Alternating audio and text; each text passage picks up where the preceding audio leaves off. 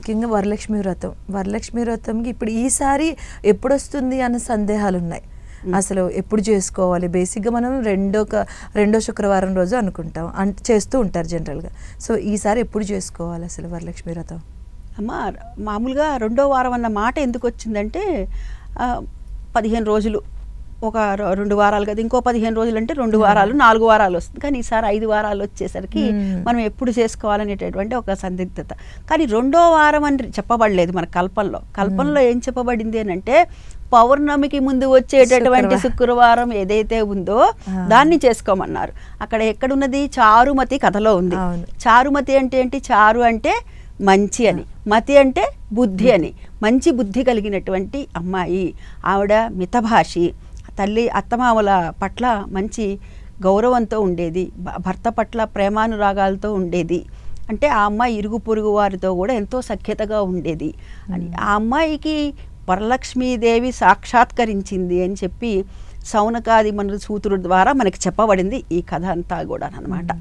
అయితే ఎవరి ద్వారా చెప్పారు అని అంటే ఈశ్వరుడు పార్వతీదేవికి చెబుతూ మనందరికీ లోకానికంతరికీ కూడా ఉపకారం జరగాలి, అందుకని చెప్పి వారికి ఉన్నటువంటి బాధలు ఏవైతే ఉన్నాయో ఆ ఇబ్బందులన్నీ కూడా తొలగాలి అని చెప్పి ఆ విధంగా మనకి లోకానికందరికీ కూడాను చారుమతి అనే కథ ద్వారా కుండినం అనేటటువంటి నగరంలో ఆ చారుమతి చేసుకున్నది. ఆ అమ్మాయికి స్వప్నంలో కనిపించింది అమ్మవారు. కనపడితే ఆ అమ్మాయి లేచేసరికి ఓహో ఈ విధంగా నన్ను అమ్మవారు చేసుకోముంది, ఇదంతా స్వప్నమా కలలోనా అని అనుకుంటుందిట. లేచి భర్తకి అత్తమామలకి చెప్తుందిట. చెప్పి వారి అనుమతి తీసుకొని ఆ అమ్మాయి చక్కగా తనొక్కతే చేసుకోలేదు, తనతో పాటుగా ఊరిలో ఉన్నటువంటి వారందరినీ కూడా పిలిచి చక్కగా చేసుకున్నది ఆ అమ్మాయి. మొదటి ప్రదక్షిణ చేసేసరికి కాలు అందిలకి గల్లు గల్లు మన్నయిట. రెండో ప్రదక్షిణం చేసేసరికి కంకణాలు వచ్చేసేట. మూడో ప్రదక్షిణం చేసేసరికి సర్వాభరణాలన్నీ కూడాను వచ్చినాయిట. ఆ తర్వాత ఆ అమ్మాయిని 1000 ఏళ్ల పొగడుతూ అందరూ కూడా వెళ్ళారట. అంటే ఇక్కడ మనం చారుమతి చేసుకున్న విధంగా చారుమతి లాగా ఉంటే మనకు వరలక్ష్మీదేవి అనుగ్రహిస్తుంది. దాన్ని మనం పట్టుకోవాలి. చారుమతి ఎంత తేలికగా, ఎంత సులభంగా, ఎంత భక్తిగా చేసింది అనేటటువంటిది మనం పట్టుకోవాలి. ఖచ్చితంగా మీరు చెప్పినట్టు. కానీ ఈ మధ్యకాలంలో మనం చూస్తే వరలక్ష్మి వ్రతం అనేది అంటే కరెక్ట్గా ఎవరు చేయట్లేదని నేను అనుకుంటున్నాను. ఎందుకంటే ఆర్భాటాలకు పోతున్నారు. దీనిపైన మీరేమంటారు అసలు? ఖచ్చితంగా మీతో పాటు నేను 100కి 1000% ఏకీభవిస్తానమ్మా. ఎందుకంటే నా చిన్నతనం నుంచి నేను చూస్తున్నాను కదా, మా అమ్మగారు ఎలా చేసేవారో నేను చూశాను. ఆ రోజుల్లో ఏముందమ్మా, శనగలు నానపోసేవారు, చక్కగా పండ్లు, తాంబూలము, తర్వాతనేమో పసుపు, వచ్చిన వాళ్ళకి బొట్టు పెట్టడం, గంధం పూయటం, కాళ్ళకి పసుపు రాయటం, ఆ తర్వాత 3 ఆకులు పెట్టి పువ్వులు ఇవ్వటం, 3 ఆకులు పెట్టి చక్కగా 2 ఒక్కలో లేకపోతే ఇంత ఒక్క పొడో పొట్లాలు ఉంటాయి కదా అవి కానీ పెట్టి చక్కగా 2 పళ్ళు పెట్టి శనగలు ఇచ్చేవారు. అట్లా చేసేవాళ్ళం అంతే. ఈ రిటర్న్ గిఫ్ట్లు కానీ ఇవి కానీ అసలు ఇవాళ కొంతమంది దగ్గర చూస్తూ ఉంటేనే అది మనం వీడియో కోసం పూజ చేస్తున్నామో తెలీదు, లేకపోతే గనక మనము పెట్టవలసినటువంటిది అక్కడ బంగారు పువ్వు కాదు, భక్తి అనేటటువంటి పుష్పాన్ని పెట్టాలి అమ్మవారి దగ్గర. అమ్మవారు అన్నీ చూస్తుంది కదా, మనము ఇట్లా దండం పెడుతున్నామా, ఇటు చూసి దండం పెడుతున్నామా అనేటటువంటి. ఇవాళ మనం చూసినట్లయితే ఇటు తిరిగే ప్రతి వాళ్ళు కూడా ఇటే, అమ్మవారు అయ్యవారు అటుంటారు, ఇటు తిరిగి దండం పెడుతూ ఉంటారు. అంటే మనం ఎవరికి పెడుతున్నట్టు దాన్ని మనం దృష్టిలో పెట్టుకోవాలి. అమ్మా నీ పాదాలని నేను పట్టుకుంటున్నాను తల్లి అని చెప్పి మనము శరణు వేడుకోవటమే కాకుండా అమ్మవారి అనుగ్రహంకి మనం ఏ విధంగా పాత్రలం అవ్వాలి అనేటటువంటి దాన్ని పట్టుకోవాలి. అంతేగాని వాళ్ళ రిటర్న్ గిఫ్ట్ ఇచ్చారా, వీళ్ళు ఇంకో రిటర్న్ గిఫ్ట్ ఇచ్చారా, ఇది కాదు మనకు కావాల్సిన. ఆర్భాటాలు, హంగులు ఎక్కువైపోయినాయి. జాకెట్ ముక్కలు కూడా పూర్వ పెట్టేవాళ్ళు కాదమ్మా. అమ్మవారికి చేసేటటువంటి పూజా కార్యక్రమాల్లో ముఖ్యంగా భక్తి ప్రధానంగా కలశము, కొబ్బరికాయ అవి పెట్టుకొని ఆ తర్వాత వారి ఇంట్లో కనుక అమ్మవారికి అంటే రూపాన్ని, అమ్మవారి ముఖాన్ని పెట్టేటటువంటి, ప్రతిమని పెట్టేటటువంటి ఆనవాయితీ ఉంటే పెట్టుకోవటం, ఆనవాయితీ లేని పక్షంలో పెట్టుకోకూడదు. ఆనవాయితీ ఉంటేనే పెట్టుకోవాలి. ఇవన్నీ ఎవరింటో, ఇప్పుడు నేనున్నాను అనుకో, మా అమ్మగారింట్లో ఉంది అని ఇక్కడ పెట్టకూడదు, మా అత్తగారింటూ ఉంటేనే నేను పెట్టాలి. ఎవరైనా అంతే. ఎప్పుడైతే అత్తగారింటికి వచ్చామో ఆడపిల్ల, అప్పుడు ఇంటి పేరు గోత్రం అంతా మారిపోవట్లేదు, ఈ ఇంటి పిల్ల అయిపోయాం కదా మనం. కాబట్టి మన ఇంటి పద్ధతులనే మనం పట్టుకోవాలి ఎవరైనా కానీ. కానీ మనం అంటే అమ్మవారికి చేసేటటువంటి పూజా కార్యక్రమాలు చక్కగా గణపతి పూజ చేసుకొని మొదలుపెట్టి షోడశోపచారాలతో చేసుకొని ఆ తర్వాత అమ్మవారికి వరలక్ష్మీదేవికి పూజ చేసుకొని ఈ తోరాలు కూడా 9 ముళ్ళు 9 పోగులతో పెట్టుకుంటారనమాట.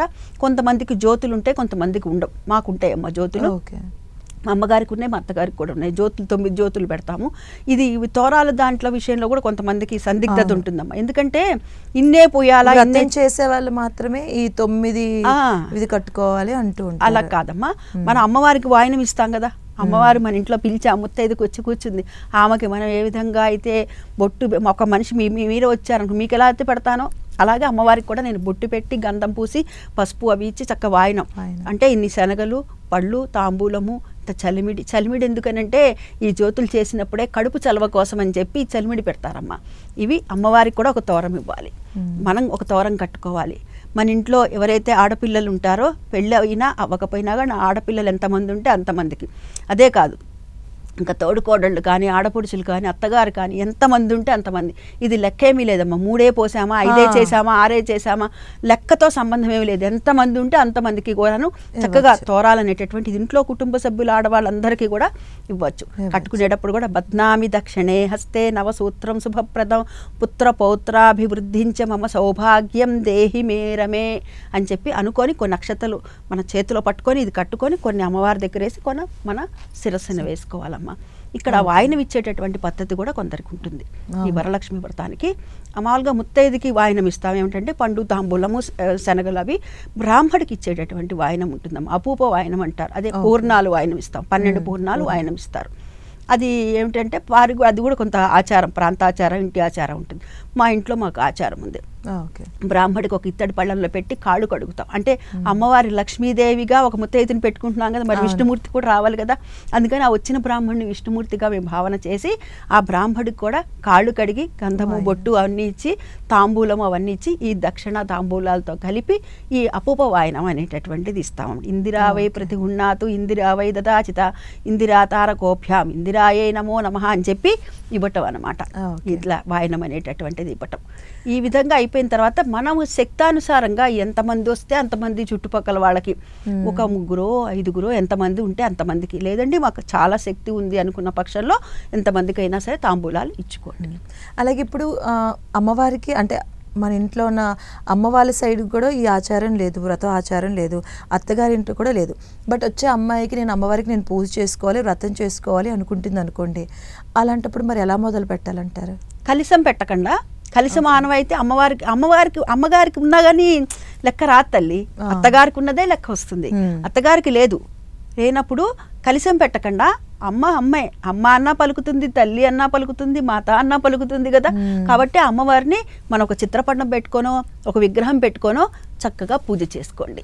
లక్ష్మీదేవి అష్టోత్తరం చేసుకోవచ్చు, కనకదారాస్తవాన్ని చేసుకోవచ్చు.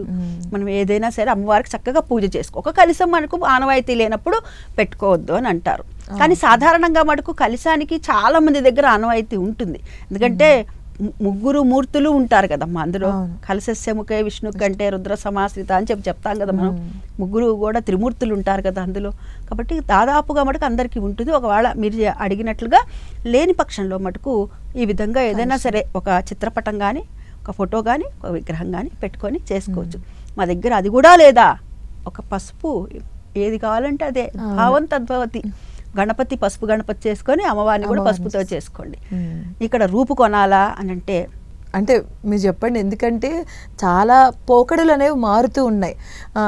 ఆడవాళ్ళు కూడా ఈ విషయంలో ఆలోచించాలి అని అనుకుంటున్నాను నేను. ఎందుకంటే భర్తకి అంటే స్తోమత ఉందా లేదా, మనకు ఆచారం ఉందా లేదా అని ఆలోచించకుండా నౌవేడేస్ ప్రెస్టేజిషియస్గా మారిపోయింది వ్రతాల పూజలు అన్నవి కూడాను. వాళ్ళు ఎలా పెడుతున్నారు, వాళ్ళకంటే పెద్దగా పెట్టాలి, వాళ్ళకంటే ఎక్కువగా పెట్టాలి, ఉన్నదానికంటే ఎక్కువగా పెడుతున్నారు. అది ఎంతవరకు సబబు అసలు?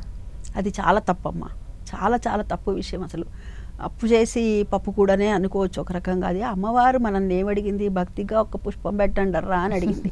ఈ రూపు అనేటటువంటిది ఎక్కడి నుంచి వచ్చిందంటేనమ్మా, అమ్మాయికి పెళ్ళైన తర్వాత ఏడాది లోపల ఈ వ్రతాలు నోములు అంటే మంగళగౌరి వ్రతము, వరలక్ష్మి వ్రతం చేయిస్తారు కదా పుట్టింట్లో చేయిస్తున్నప్పుడు అత్తగారింటి వారు ఏం చేస్తారంటే ఈ వరలక్ష్మి వ్రతం చేసుకుంటున్నప్పుడు అమ్మాయికి ఒక చీర, జాకెట్టు, పసుపు, కుంకుమ, ఒక బంగారు రూపు ఇస్తారు. కాసు అది మొదలైంది, అక్కడ మొదలైంది. ఆ తర్వాత కాసు కాస్త కాసులు అయినాయి. అంటే ఎవరికి స్తోమత కొద్దీ పెంచుకుంటూ వస్తున్నారు. అది ఒక ఎసెట్ కింద అయితే నేను ఒప్పుకుంటాను. కానీ అది మనం ఒక వనరులాగా మనకు వచ్చేటటువంటిది అంటే మనం దాచిపెట్టుకోవచ్చు, బంగారం అనేటటువంటిది పెరిగేదే కదా అని అంటే మన దగ్గర స్తోమత ఉంటే కొనుక్కోవచ్చు, తప్పు లేదు. కానీ అప్పు చేసి మటుకు ఎట్టి పరిస్థితుల్లో కొనకూడదమ్మా. ఆ రూపు కొనాలి అని ఖచ్చితంగా ఎక్కడా లేదు. నేను చెప్పా కదా, కాసు అనేటటువంటిది అక్కడి నుంచి వచ్చింది మొట్టమొదట. అయితే మన దగ్గర ఉంటే కొనుక్కోవటం, లేకపోతే ఖచ్చితంగా కాసు లేకపోతే పూజ లేదుట కదా అనే ప్రశ్న మటుకు అసలు అక్కర్లేదు. అమ్మవారే మనకి ఇస్తుంది, ఆమె ఆ తల్లే ఆమెకు మనం ఇచ్చేంత వాళ్ళమా చెప్పండి. మనకేం చెప్తుంది అమ్మవారు? శ్రీ సూక్తం చెప్పేది అదే కదా, ధనమగ్నిం ధనన్వాయువు. మనకు అన్నీ కూడా ఏమిటి? ధనమే. ధనమే అంటే అమ్మవారి యొక్క ఐశ్వర్యమే. అసలు లక్ష్మి అంటే ఏమిటి? 2 మాటలు చెప్తారు పెద్దవాళ్ళు. ఒకటి లక్ష్యము, అంటే లక్ష్యం ఎక్కడ ఉంటుందో లక్ష్మి అక్కడ ఉంటుంది. 2 తృప్తి, తృప్తి ఎక్కడ ఉంటుందో లక్ష్మి అక్కడ ఉంటుంది. ఇంకా ఇట్లా పోకడకు పోతూ ఉంటే ఇంకా తృప్తి అనేటటువంటిది ఎక్కడ ఉంటుంది? ఉండదు కదా, ఉండదు. కాబట్టి ఏదంట్లో అంటే వరలక్ష్మి వ్రతానికి బంగారం కొనాలి, అమ్మవారిని బంగారం పెట్టాలి అని చాలా మంది వెళ్తూ ఉంటారు. ఆ పరంగా మన మనసారా ఎంత భక్తిగా చేస్తున్నాం అన్నది అమ్మవారు చూస్తారు, కానీ ఎంత పెడుతున్నావు అన్నది అయితే ఆవిడ చూడరు కదా.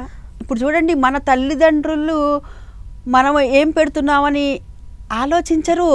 మనం మడుకు వాళ్ళ దగ్గర నుంచి ఆశిస్తాం, కానీ మన దగ్గర నుంచి వాళ్ళు ఏం పెడుతున్నా, ఇప్పుడు మనకి పెట్టిన దాంట్లో మనం 1/4 కూడా పెట్టక్కర్లా అని వాళ్ళు ఏం ఆలోచించరు. దాని మీద పోదు జాస. మరి ఆ తల్లికి మన గురించి తెలీదా? కాబట్టి మన దగ్గర శక్తి ఉంటే కొనటమే, కానీ అప్పు చేసైతే అస్సలు ఎట్టి పరిస్థితుల్లో కొనక్కర్లేదు. నేను చెప్పాను కదా, బొట్టు పెట్టడం, గంధము, పసుపు, అదేవిధంగా ఒక 2 పళ్ళు, తాంబూలం, శనగలు ఎందుకంటే మనం చూడండి ఆడవాళ్ళకి రజస్సులు అయినప్పటి నుంచి కూడా గమనించే ప్రతిదానికి శనగలు ఇమ్మంటారు. ఎందుకు ఇమ్మంటారు అని అంటే గురుగ్రహం యొక్క అనుగ్రహం కోసం అని శనగలు అనమాట. అప్పుడు శనగలు ఇవ్వటం వల్ల ఏమవుతుందంటే మన కుటుంబం అంతా బాగుంటుంది అని చెప్పి మన పెద్దవాళ్ళు దీన్ని ఏర్పాటు చేశారు. అదేవిధంగా ఇందులో కూడా ఆరోగ్యము, ఆయుర్వేదము, అదే కాకుండా ఋతువుకు సంబంధించిన దాని గురించి అని కూడా మన పెద్దవాళ్ళు ఇక్కడ ఏర్పాటు చేశారమ్మా. ఓకే, అంటే ఇప్పుడు జరుగుతున్న పోకడల గురించి మీరు ఏమంటారండి? ఎందుకంటే ఒక్క దాంట్లోనే కాదు, పూజా విధానంలో మార్పు వచ్చింది, అమ్మవారి విగ్రహంలో మార్పు వచ్చింది, డెకరేషన్స్ స్పెషల్గా అమ్మవారు ఇలానే ఉండాలి అని ఆ డెకరేషన్, ఇంకా చెప్పాలంటే అమ్మవారికి పట్టు చీరలు పెట్టాలి, ఇంకా అష్టోత్తర శతనామాలు 108 మంత్రాలు, దానికి కూడా పువ్వులు వస్తున్నాయి, వెండి పువ్వులు అని చెప్పి స్పెషల్గా పెడుతున్నారు కదా. ఇవంతా ఈ పోకడలను అసలు ఎలా చూస్తారు? అసలు మీరు ఆడవాళ్ళకి ఏం చెప్పాలనుకుంటున్నారు?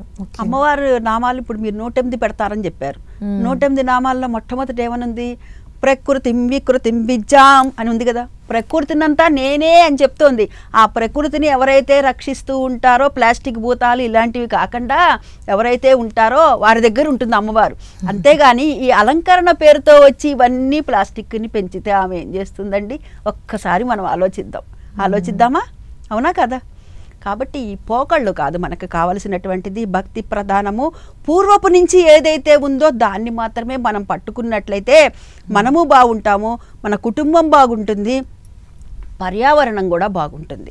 అనవసరంగా మనమే అంతా కూడా ఎక్కువగా ఈ కలుషితం వాతావరణ కాలుష్యం అనేటటువంటి దాంట్లో భాగస్వాములను రోజు రోజుకి ఎక్కువైపోతుంది. కారణం ఏంటంటే దానికి ఒకానొక గమనించినట్లయితే మనం కూడా కారణమే. మరి ఇవన్నీ తీసుకొచ్చి పెడుతున్నామండి, కొంతకాలం అయిపోతాయి, అవి ఏమైతే పొట్లిపోయినప్పుడు ఏం చేస్తాము? తీసి అవతల పడేస్తాం. అది భూమిలో కలుస్తుందా? ప్లాస్టిక్ కలవదు కదా. మరి దాన్నంతా మనం ఆలోచించుకోవాలి కదా. అమ్మవారు మనకేమని చెప్పింది?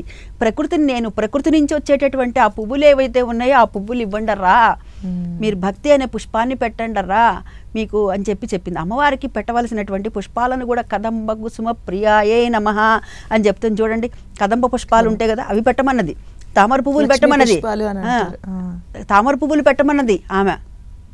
తర్వాత అమ్మవారికి పెట్టేటటువంటి దాంట్లో ముఖ్యంగా మారేడు దళాలను పెడితే కనుక, ఎందుకంటే లక్ష్మీ ఆవాసాల్లో చెప్పబడింది కదా, అందుకని ఆ మారేడు దళం పెట్టమన్నది అమ్మవారికి. దానికి కొంచెం పసుపు కుంకం పెట్టి అమ్మవారికి పెట్టమన్నది. తేలికైనవి చెప్పింది ఆవిడ, ఎందుకంటే నా బిడ్డలు కష్టపడకూడదు అని చెప్పి అందరికీ వీలుగా చెప్పింది. కానీ మనము స్టేటస్ సింబల్గా మార్చుకున్నాము వరలక్ష్మి వ్రతాన్ని. దాన్ని మనం గమనించుకోవాలి. ఎవరో చేసుకుంటారు కానీ అని మనం వదిలేసామనుకోండి, ఏదో అంటారు కదా, పులిని చూసి నక్క వాతను పెట్టుకున్నది అన్నట్టుగా మనం చేస్తే ఏమవుతుంది? మనం ఎంతవరకు చేయగలమా అంతవరకే చేయాలి. మనం ఎంతవరకు బరువు మోయగలమా అన్నదే చూసుకోవాలి అంటాను నేను.